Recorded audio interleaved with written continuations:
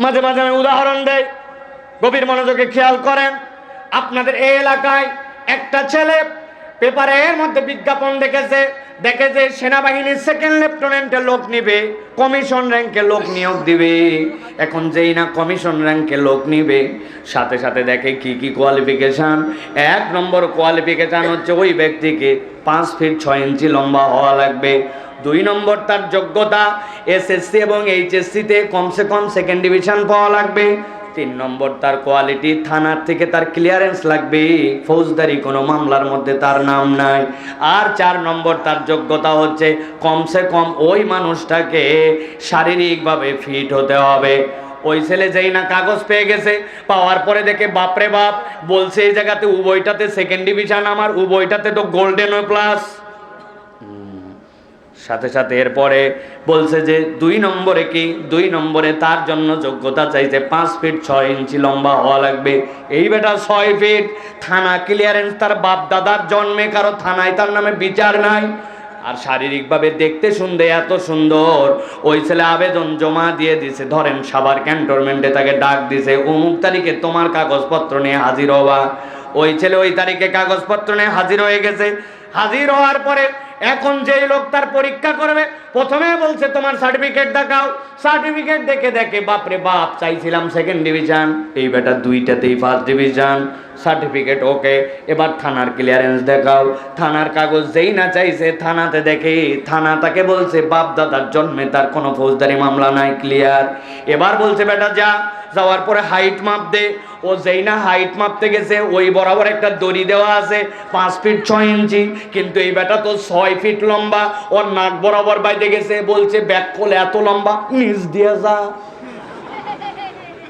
নিচ দিয়া পার করে দেওয়ার পরে বলছে জামা কাপড় খোলো।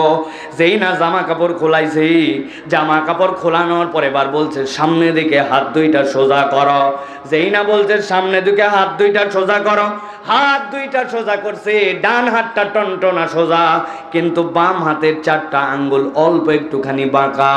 এখন যেই লোকর পরীক্ষা নেয়, ওই বলছে এই ব্যাক কল, বাম হাতের নখ বেঁকা কেন, বাম হাতের নখ সোজা কর। ও বলছে স্যার এর থেকে বেশি সোজা হয় না, জন্মের পরের থেকে আমার হাতের বাম হাতের 4টা আঙ্গুল একটু বেঁকা, তাছাড়া আমার পুরা শরীর ঠিক। বুঝে থাকলে বলেন আপনারা, উভয়টাতে ফার্স্ট ডিভিশন, 6 ফিট লম্বা, থানা ক্লিয়ারেন্স বরাবর। কিন্তু ওই ছেলেটার যদি বাম হাতের 4টা আঙ্গুল একটু বাঁকা হয়, সেনাবাহিনীতে কি ওই লোকটাকে ভর্তিতে নিবে? আমার আল্লাহ রাব্বুল আলামিন বলছেন, ভালো করে বোঝো, ইয়া আইয়ুহান নাস قد جاءتكم موعظة من ربكم وشفاء لما في الصدور وهدى ورحمة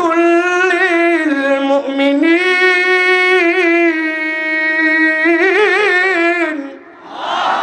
এই দুনিয়ার মানুষ, আমি রব্বুল আমিন বললাম নবী আপনি জানাই দেন, ইযা সালুহাত সালুহাল জাসাদু কুল্লু ওয়া ইযা ফাসাদাত ফাসাদাল জাসাদু কুল্লু।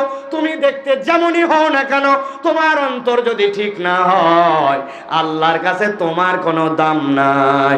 আর তোমার বাহিরের অবস্থা যেমনই হোক না কেন, আল্লাহর কাছে যদি একবার অন্তর ঠিক করে যেতে পারো, আমি আল্লাহ বললাম এইটাই তোমার জান্নাতের জন্য যাওয়ার সার্টিফিকেট হবে।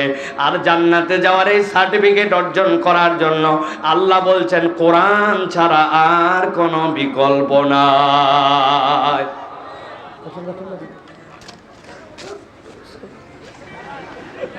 বসেন, আপনারা বোঝেন না কেন এইগুলা ভাই? এই ওয়াজটা সারা পৃথিবীতে যাবে। এখানে আসেন 30,000 লোক, 10-20-30,000, সারা পৃথিবীর লোক দেখবে হুজুরের পিছনে একটা পৃথিবী আগায় গেছে, একটা টেবিল ফ্যান দিতে পারে নাই, একটা চার্জার ফ্যান দিতে পারে নাই, হুজুরের পিছনে একজন বাতাস করতেছে। এটা কি আমাদের ইজ্জত না বেইজ্জত? আমি এটা বলি নাই কোনোদিন, আজকে সকল মিডিয়ার সামনে বললাম, সকল বক্তাদেরকে বলবো, খবরদার আপনার পিছনে কাউরে বাতাস করতে দিবেন না। আপনার বাতাস লাগলে অন্তত পক্ষে আগে বলে দিবেন যে একটা টেবিল ফ্যান রাখেন। একজন বাতাস করে পুরা দুনিয়া দেখতেছে যে পুরা দুনিয়া আসমানে চলে গেছে, হুজুরের পিছনে এখন হাত দিয়ে বাতাস করা লাগে। সব কিছুর মধ্যে একটা পরিবেশনা আছে, ইসলামকে আমরা উপস্থাপন করছি। আমি অনেক স্টেজে এই কথা বলছি, ইদানিং আর বলি না, যে যেগুলো স্টেজে আমাদের সম্মানিত ব্যক্তিরা বসেন, অন্তত পক্ষে টাকনুর উপরে যেন কাপড়টা থাকে, অন্তত মুখে যেন দাড়ি থাকে। হাজার হাজার এখানে আলেম বসে আছে, আর আমরা এমন চেহারা নিয়ে বসে থাকি, বাহিরের মানুষ খারাপ মনে করে।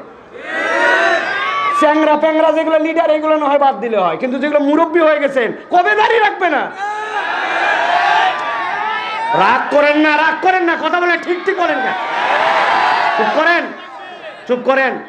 এগুলো আমাদের সৌন্দর্য, ইন্টারনাল কথা, এগুলো একটাও নেটে যাবে না, এরা কেটে ফেলবে। এটা আমাদের ইন্টারনাল কথা। তাহলে ভালো করে খেয়াল করেন, দুইটা জিনিস গেল। এক নম্বরে হচ্ছে কোরআন আমাদের জন্য প্রেসক্রিপশন, মনে থাকবে। দুই নম্বরে বলেছি কোরআন আমাদের জন্য হৃদয়ের ডাক্তারি। আল্লাহ এরপরে বলতেছেন কোরআন আরো একটা কল্যাণ তোমাদের জন্য করে, ওয়াহুদাউ ওয়া রাহমাতুল লিল মুমিনিন। এই কোরআনটা হচ্ছে তোমার জন্য গাইডেন্স, কোরআনটা হচ্ছে তোমার জন্য হুদা। এখানে হুদা শব্দ শোনেন নাই, এরকম একজনও নাই, কিন্তু হুদা মানে কি হৃদয়ের মধ্যে আমরা ধারণ করি না। দুইটা উদাহরণ দিব, সারা জীবন হৃদয়ের মধ্যে ঢুকায় রাখবেন, কোরআন আপনাকে কি করতে পারে আপনি তাহলে বুঝতে পারবেন। হুদার একটা অর্থ হচ্ছে হুদা আপনার জন্য আলো, হুদা আপনার জন্য নূর। কোরআন আপনার জন্য আল্লাহর পক্ষ থেকে একটা নূর। যারা এখানে বয়স্ক আছেন, মুরব্বী, অধিকাংশই তরুণ। আগে যখন আমাদের গ্রামের বাড়িগুলা ছিল, আগে যখন আমাদের প্রথম দিকে বিদ্যুৎ বাড়িতে যাইতো, তখন এখনকার মতো অটো মেন সুইচ ছিল না, তখন বাড়ির কোনো একটা কাট আউট থাকতো, চীনামাটির কাট আউট বড় বড় বাড়ির কোণার মধ্যে লাগানো থাকতো, ঠিক কিনা? হঠাৎ করে দেখে নিজের বাড়িতে বিদ্যুৎ নাই, আশপাশের সব বাড়িতে কারেন্ট। কি ব্যাপার? সাথে সাথে চেক করো তো, কাট আউট মনে হয় কেটে গেছে। দৌড়ায় উঠে যায়, খুলছে, খোলার পরে দেখে হ্যাঁ যা ভাবছিলাম তাই, মধ্যে থেকে তো কাট আউটের লাইন নাই। সাথে সাথে বাড়ির মধ্যে তার ছিল, তার অল্প একটু নিয়ে আসে, দাঁত দিছিলে, এইবার ওপার লাগাই, যে লাগাই, এবার ব্যাটারে ডাক দিয়ে বলছে ব্যাটা এদিকে আয়। কাট আউট কিন্তু ওই কোণার মধ্যে অন্ধকার, ওই জায়গায় লাগানো লাগবে, তুই এই জায়গায় টর্চ ধরে থাকবি। যদি এলোমেলো হয়ে যায় আর কাট আউট লাগাতে যায়, যদি নখটা ভিতরে ঢুকে যায়, তাহলে কিন্তু খবর আছে, ঠিক কিনা? ওই পোলারে দায়িত্ব দিছে, তুই এখন ধরে থাকবি টর্চটা। ও যেই না টর্চটা উপর দিকে ধরে আসে, বাপ গেছে কাট আউট লাগানোর জন্য। এখন যখন টর্চ ধরছে, টর্চের আলো দেখে ঘরের যত মশা ছিল সবগুলো আলোর দিকে আসছে। একটা মশা উঠতে উঠতে আসে ওই ছেলের হাতের মধ্যে ভোঁ করে কামড় দিছে। চিন্তা করছে ব্যাককল, আমার এত সজাগ দৃষ্টির পরে তুই আমার হাতে কামড় দিছি, বাম হাত তো ফিরি।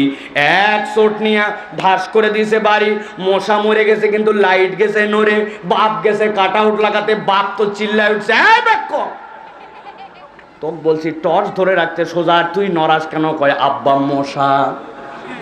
ওই বেয়াদব, এক মশা কামড় দিলে তোর এমন কি হবে, কিন্তু আমার যদি নখের মধ্যে যায় কি বিপদ, কথা ঠিক কিনা? তার মানে দুনিয়াতে যে আলোগুলো আছে, আপনি যত ফুটানি করেন প্রত্যেকটা আলো পরনির্ভরশীল। আপনি যে আলো জ্বলাচ্ছেন এইটা বিদ্যুৎ বিভাগ থেকে এসেছে, বিদ্যুৎ বিভাগ কোনো না কোনোভাবে সেই কারেন্ট উৎপাদন করে, আলোর একটা নির্ভরশীলতা আছে। কিন্তু আল্লাহ রাব্বুল আলামিন বলছেন এই কোরআন তোমার জন্য হুদা। তুমি যদি কখনো অপারেশন থিয়েটারে যাও, কানের ডাক্তার অথবা দাঁতের ডাক্তারের কাছে যাও, সার্জনদের কপালের মধ্যে এক ধরনের লাইট লাগানো থাকে, ধরা লাগে না। ডাক্তারের চোখ যেখানে, লাইট সেখানে, দেখছেন? আমার আল্লাহ বলছেন এই কোরআন হচ্ছে তোমার জন্য এমন হুদা, একবার যদি কোরআনের কাছে নিজেকে সমর্পণ করে দাও, এই কোরআন তোমাকে এমন আলো দেখাবে, ওই আলো জান্নাতে যাওয়ার আগ পর্যন্ত তোমার থেকে বিচ্যুত হবে না। আরেকটা উদাহরণ বলে রাখি, মনে রাখবেন এইটা। আপনি রওনা করেছেন চন্দ্রা থেকে, আপনার বাড়ি উত্তরবঙ্গে, আপনার বাড়ি দক্ষিণবঙ্গে, রাস্তা দিয়ে আপনি চলতেছেন, খেয়াল করে দেখবেন কিছু দূর যাওয়ার পরে তিন কোনা সাইনবোর্ড, এরকম অ্যাঙ্গেল চিহ্ন দেওয়া আছে, তার মানে ড্রাইভারকে বোঝাচ্ছে রাস্তা আস্তে আস্তে করে বামে যাবে, আস্তে আস্তে করে ডানে যাবে। কিছু দূর যাওয়ার পরে ত্রিভুজ চিহ্নের মধ্যে উঁচু এরকম দেওয়া, সামনে আছে স্পিড ব্রেকার, সাবধানে চলাও, জোরে চলালে স্পিড ব্রেকারের সাথে ধাক্কা খাই নেমে যাবে, ঠিক না? এক লোক নাকি অ্যাক্সিডেন্ট করছে, করার পরে জিজ্ঞাসা করছে তো ট্রাক পানির মধ্যে গেল কেমনে? বলছে পানির মধ্যে গেছে, আমার কোনো দোষ নাই, আপনি আমাকে বলে দিয়েছেন তাড়াহুড়া করবি না, সবাইরে সাইড দিয়ে চলবে। প্রথমে সাইড দিছি টেম্পু, এরপরে সাইড দিছি মিনি বাস, তারপরে সাইড দিছি বড় বাস, এরপরে সাইড দিছি ব্রিজ। ব্যাককল ব্রিজ সাইড দিলি কেন? কয় চিহ্ন দেওয়া আছে সামনে সরু সেতু, সাবধানে চলেন। সামনে সরু সেতু, তাহলে সাইডে যাওয়া লাগবে না মধ্যে যাওয়া লাগবে? ও চিন্তা করছে সরু সেতু মানে সাইডে যাওয়া লাগবে। এখন ব্রিজকে যদি কেউ সাইড দেয় বাঁচার উপায় আছে। কিন্তু যেই চিহ্নগুলো দেওয়া থাকে, আপনি রাত্রেবেলা মোটরসাইকেলের হেডলাইট কেবল ফেলছেন, সাথে সাথে জ্বলে ওঠে, ঠিক কিনা? বুঝে থাকলে বলো তো যুবক, ওর ভিতরে কি আলো ঢুকানো আছে? না, ওইটা একটা রিফ্লেক্টর স্টিকার। ওইটার মধ্যে যেই পথিকের প্রয়োজন পড়বে, যেই না মোটরসাইকেলের আলো পড়বে অথবা হেডলাইটের আলো পড়বে, রাস্তা তাকে ইন্ডিকেট করে দিবে ডানে যাবে না বামে যাবে।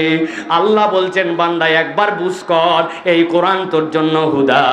তোকে কত দূর পর্যন্ত যেতে হবে, কোথায় যে থেমে যেতে হবে, কোন কথা বলতে পারিস, কোন সম্পর্ক রাখতে পারিস, কার পক্ষে স্লোগান দিতে পারিস, কাকে স্লোগান বিবর্জন করে দিতে পারিস। আল্লাহ বলতেছেন, আমি রব্বুল আমিন কোরআনের মধ্যে তোর জন্যই হুদা দিলাম। আর আমি রব্বুল আমিন জানায় রাখলাম, ও রাহমাতুল লিল মুমিনিন। এই কোরআন হচ্ছে ইমানদারদের জন্য রহমত। এই দুনিয়াতেও তার জন্য রহমত, কবরেও তার জন্য রহমত, ওই মিজানের পাল্লাতেও তার জন্য রহমত। আমার নবী বলছেন, আল্লাহ কোরআনকে এমন পাওয়ার দিবেন, কোরআন বান্দার হয়ে আল্লাহর সাথে ঝগড়া লাগাই দিবে। আল্লাহ এই অনুমতি তাকে দিবেন, বান্দাকে জান্নাতে ঢুকানোর পরে এরপরে কোরআন তার থেকে বিচ্ছিন্ন হবে। এবার তাহলে বুঝে থাকলে বলেন যে কোরআন শুনলে আমাদের লাভ আছে না নাই? কম না বেশি? বুঝে না না বুঝে? বুঝে। আল্লাহ রাব্বুল আমিন এইটুকু অন্তত বুঝ দিলেন যে আজকে আমরা যারা এখানে আসছি, এই কোরআন আমাদেরকে উপকার দিবে, এই কোরআন আমাদেরকে কল্যাণ দিবে, ঠিক কি না?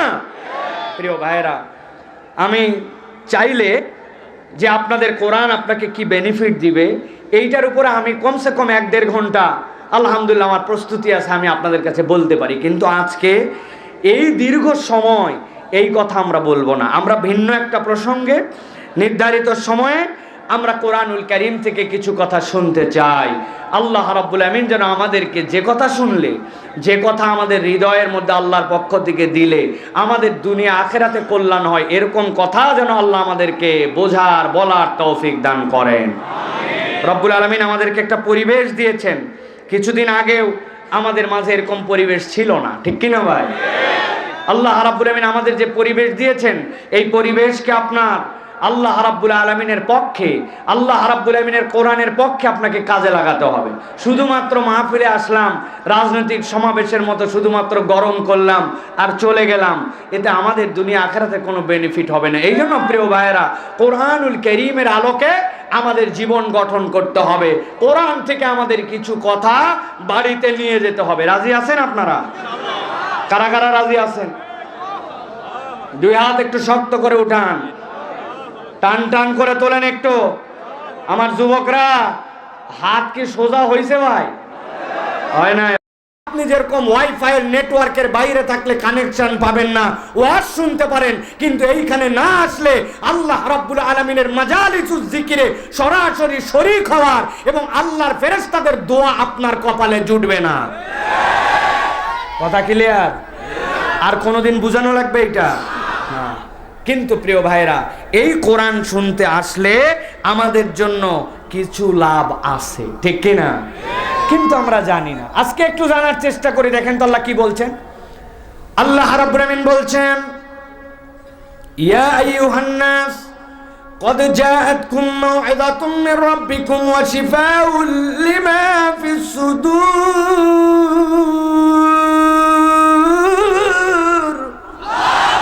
আমার রব্বুল আমিন বলছেন, ও আমার হাবিব, আপনি কিয়ামত পর্যন্ত মানুষের কাছে জানায় দেন, ইয়া আইয়ুহান নাস, দুনিয়ার যত মানুষ তোমাদের কাছে বলা হলো, কদ জাআতকুম মাউইযাতুম মির রাব্বিকুম, আল্লাহর পক্ষ থেকে তোমাদের কাছে একটা মাউইযা এসেছে, ওয়াজ এসেছে, আল্লাহর পক্ষ থেকে তোমাদের কাছে একটা প্রেসক্রিপশন এসেছে। আপনি যদি কখনো ডাক্তার দেখান, ডাক্তার দেখানোর সাথে সাথে আপনি দেখবেন ডাক্তারের প্রেসক্রিপশনে 2টা ভাগ থাকে। বাম পাশে চিকন করে একটা রো করা থাকে আর ডান পাশে একটা ভাগ করা থাকে। বাম পাশের রোর মানেটা আপনি বোঝেন না, কিন্তু ডাক্তার আপনার রোগের বৃত্তান্ত শুনে শুনে সেখানে কি কি আপনার রোগ তার ইন্ডিকেশন করেছে, আর ডান পাশে আপনার জন্য যে প্রেসক্রিপশন করে দিয়েছে, খেয়াল করলে দেখবেন ওই প্রেসক্রিপশনের মধ্যে ঔষধের নাম, ঔষধের পাওয়ার, ঔষধটা দিনে কয়বার খাবেন, আর ঔষধটা কতদিন পর্যন্ত আপনার চলবে, এইটা ওই ডান পাশে প্রেসক্রিপশনের মধ্যে লেখা থাকে, ঠিক কিনা? আমার আল্লাহ রাব্বুল আলামিন বলছেন, কদ জাআতকুম মাওয়াদাতুম মির রাব্বিকুম ওয়া শিফাউল লিমা ফিস সুদুরি ওয়া হুদাও ওয়া রাহমাতুল লিল মুমিনিন। এই দুনিয়ার মানুষ, আমি রব্বুল আমিন তোমার জন্য যেই কোরআন দিলাম, ওই কোরআনকে আমি রব্বুল আমিন বললাম মাউইজা, এইটা আল্লাহর পক্ষ থেকে তোমার জন্য প্রেসক্রিপশন। বান্দা, তোমার কতদিন পর্যন্ত এই কোরআনুল কারীমের পিছনে থেকে জান্নাত পর্যন্ত যাওয়ার জন্য কি কি পদ্ধতি লাগবে, আল্লাহ বলছেন কিয়ামত পর্যন্ত নাগত মানুষের জন্য আমি কোরআনের মধ্যে এটা দিয়েছি। 2 নম্বর আল্লাহ বলছেন, ওয়া মাউইজাতুম মির রাব্বিকুম ওয়া শিফাউল লিমা ফিস সুদূর। দুনিয়াতে তুমি যত ধরনের অসুস্থ হও, প্রত্যেক অসুস্থতার জন্য তোমার ডাক্তার আছে, কিন্তু আল্লাহ বলছেন তোমার অন্তর যদি অসুস্থ হয়ে যায়, ওই অন্তরের ডাক্তার দুনিয়াতে একজনও নাই। তোমার হাতের চুলকানির ডাক্তার আছে, পা ভেঙে গেছে ডাক্তার আছে, তোমার যদি কোনো ধরনের নিউরোর প্রবলেম হয় ডাক্তার আছে, চোখের ডাক্তার আছে, কিন্তু আল্লাহ বলছেন তোমার যদি অন্তর ঠিক না হয়, তুমি উপরে যাই হও না কেন, আল্লাহর কাছে তুমি জান্নাতের সার্টিফিকেট পাবে না। অতএব জান্নাতের সার্টিফিকেট পেয়ে তুমি যদি ফিট মানুষ হতে চাও, তাহলে আল্লাহর কাছে তোমাকে কোরআন দিয়ে ওই ফিটনেস নিতে হবে।